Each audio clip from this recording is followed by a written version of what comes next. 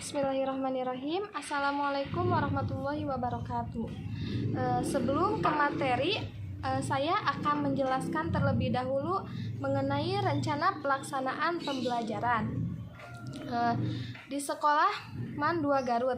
Lalu mata pelajaran Al-Quran Hadis kelas 10 semester genap.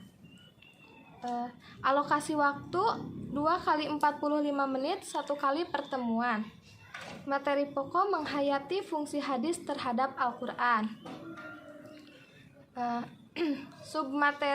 Submateri yang pertama yaitu surat Al-Baqarah ayat 185.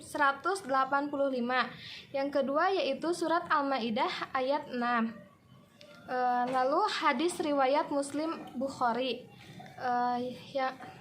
Selanjutnya yaitu ada kompetensi dasar.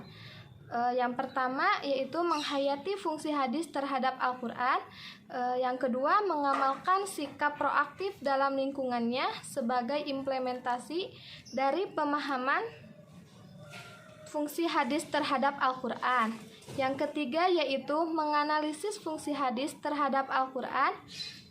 Lalu ada alat dan media pembelajaran, yaitu ada laptop dan handphone.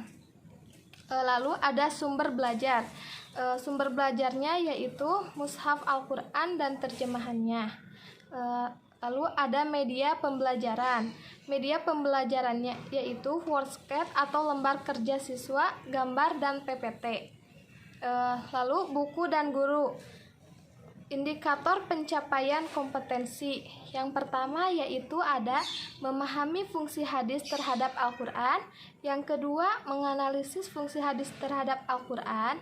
Yang ketiga yaitu mengimplementasikan fungsi terhadap Al-Quran dan memahami Al-Quran. Lalu ada tujuan pembelajarannya. Yang pertama yaitu peserta didik dapat menghayati fungsi hadis terhadap Al-Quran.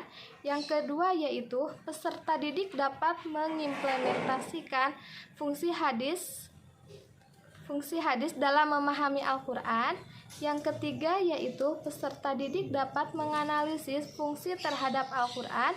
Yang keempat yaitu peserta didik dapat menyajikan contoh-contoh terhadap peserta didik. Nah, lalu ada pendahuluan.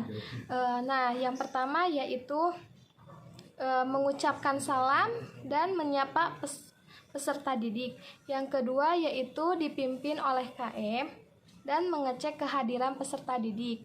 Yang ketiga yaitu menyiapkan kesiapan mental peserta didik dan memberikan motivasi sebelum pembelajaran dimulai. Yang keempat yaitu pembelajaran dimulai, mereview materi sebelumnya, apresiasi.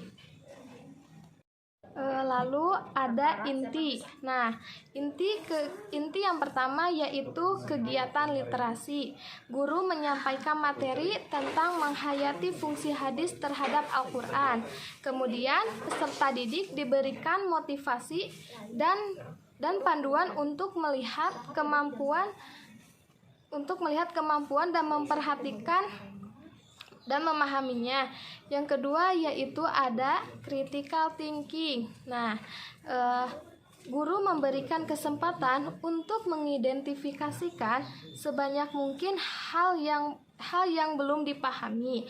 Pertanyaan ini harus tetap berkaitan dengan materi fungsi hadis terhadap Al-Quran. Kedudukan hadis terhadap Al-Quran. Yang ketiga yaitu ada collaboration.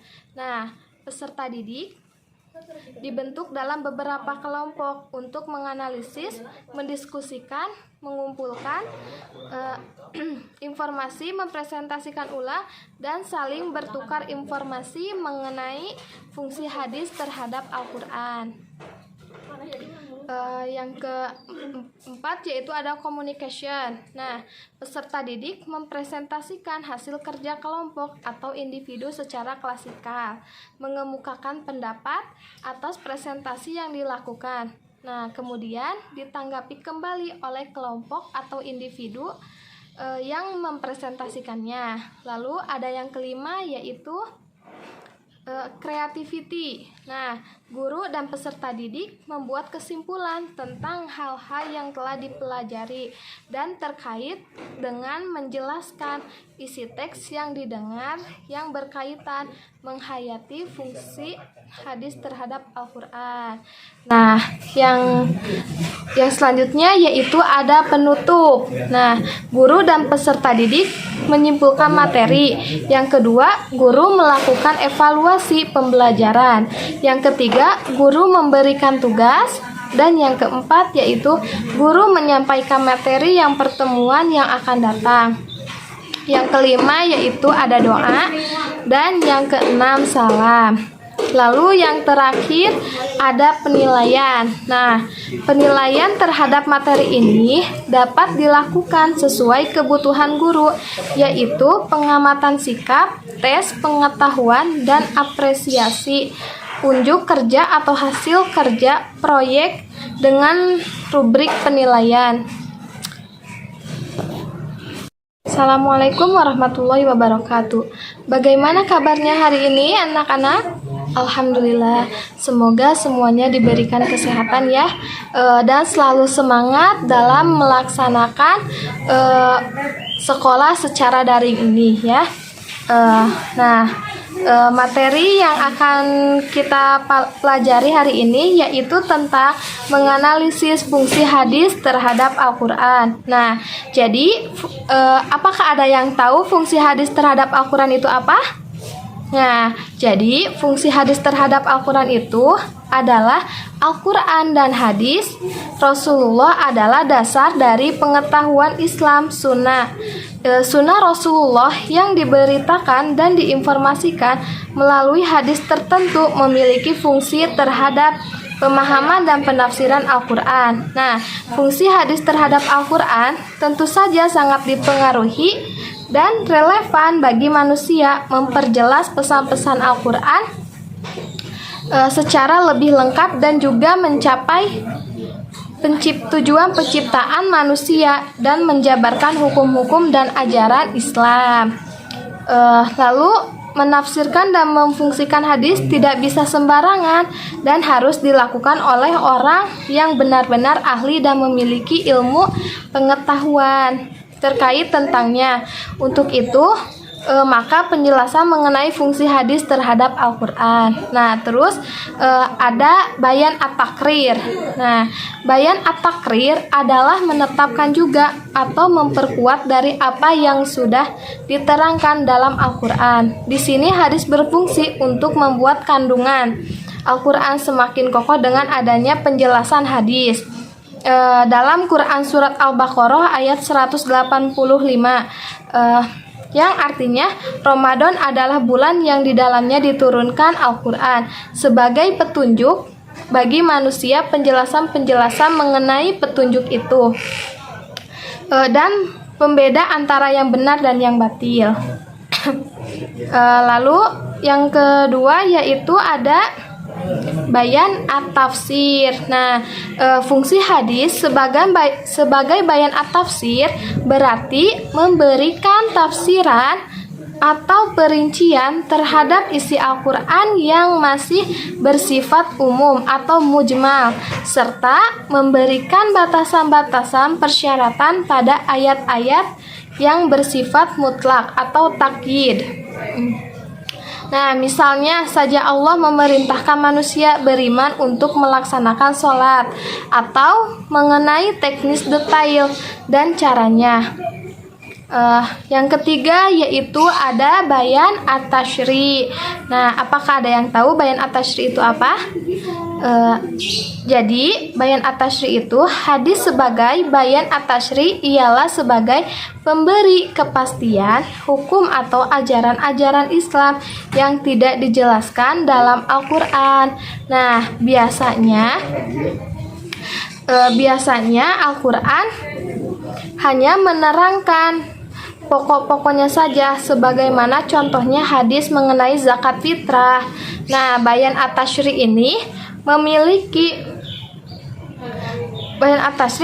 maksud untuk mewujudkan hukum atau aturan yang tidak dapat dalam Al-Quran, Yang keempat yaitu ada bayan nas. Nah, secara etimologi anas memiliki banyak arti, diantaranya at-takyir atau mengubah, al-itbah yaitu membatalkan, atau at-tahwil yaitu memindahkan, atau ijalah menghilangkan.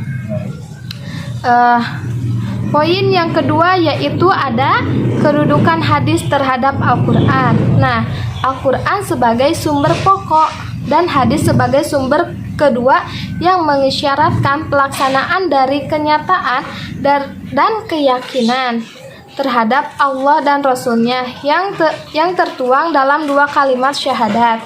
Nah, jadi setiap muslim tidak bisa hanya menggunakan Al-Quran, tetapi juga ia harus percaya kepada hadis sebagai sumber dari keduanya itu, dan ajaran Islam.